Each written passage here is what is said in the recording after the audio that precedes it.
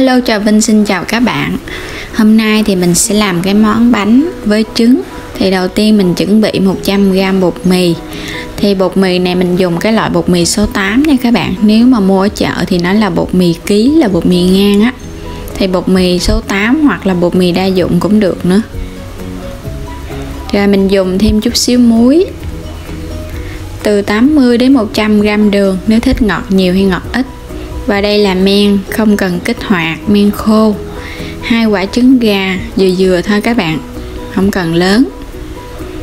Thêm 200ml nước nữa, nước lọc á. Rồi mình sẽ cho hết 100g bột mì vô trong cái tô lớn nè. Thì 100g này không tới 1 chén.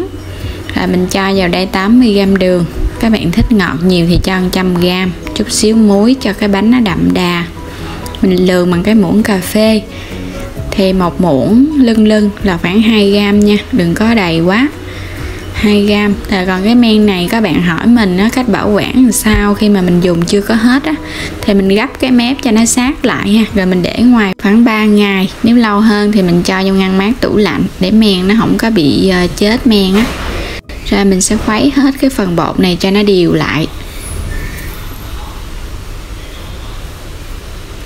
Khuấy bột đều xong thì mình hãy đi đập cái trứng. Mình đập 2 quả trứng gà này mình cho vô luôn.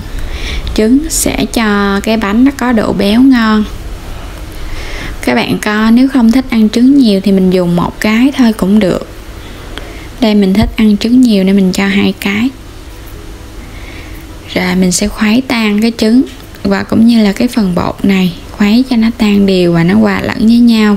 Trong lúc khuấy mình cho vô 200ml nước luôn.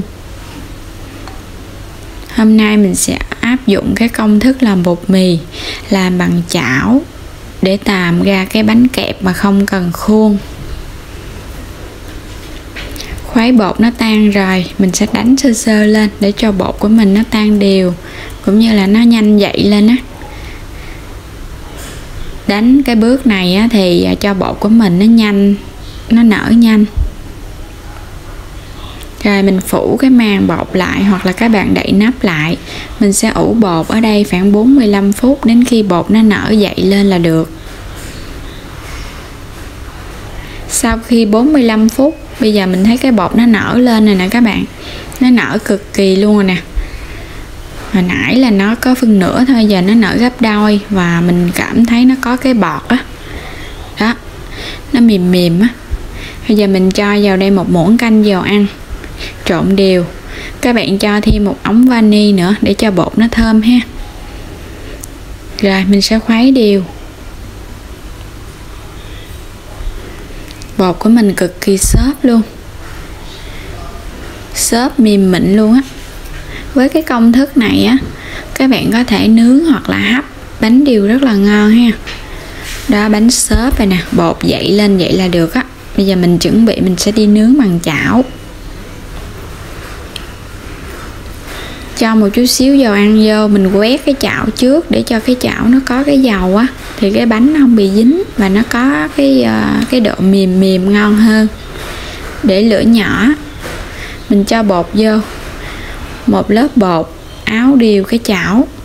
Bếp ga các bạn chỉnh cho nhỏ, bếp điện 9 số thì mình để khoảng số 3. Rồi chán đều cái chảo. Chén một lớp mỏng thôi các bạn, bánh này thì mình thấy mỏng ngon hơn á. Rồi đậy nắp lại, mình chờ 2 phút. Khi thấy mồ hôi nó đọng trên cái chảo là bánh nó bắt đầu nó vàng cái bề mặt rồi đó. Rồi bây giờ mình sẽ coi nó vàng đều chưa ha. Nếu nó vàng đều thì mình trở về, còn nếu chưa vàng đều thì mình để chút xíu nữa. Rồi mình sẽ úp cái mặt này lại, úp ngược lên. Bánh của mình nó mềm xốp nè. Ồ, cái bề dưới vàng rất là đều nè, đẹp, nhìn ngon rồi đó. Rồi mình chờ cho nó cái bề dưới nó vàng rồi, bây giờ mình lấy nó lên nha các bạn.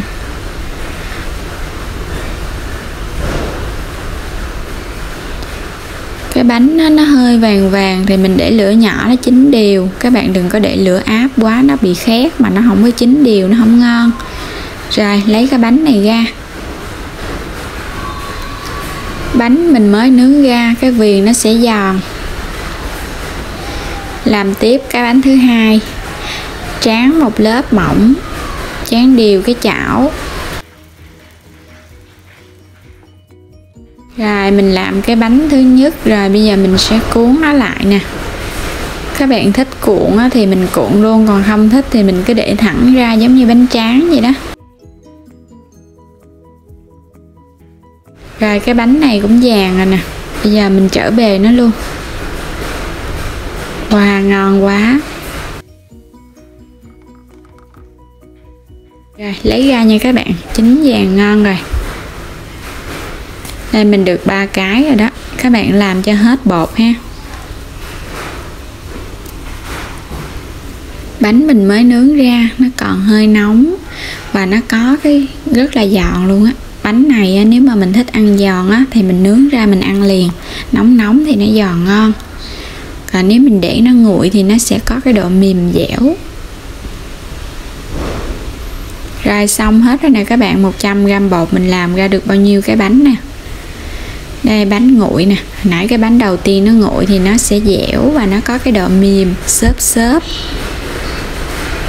Bánh này á, nếu mà các bạn hấp á, thì mình hấp lên á, mình cho vô khuôn mình hấp cũng ngon nữa đó.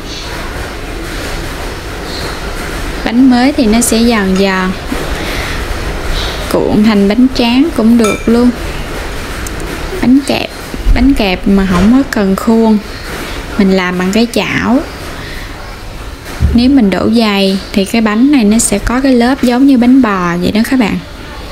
Và hấp lên thì nó giống như là bánh bông lan và nó có cái độ hơi xốp ít hơn vì mình không cần đánh trứng.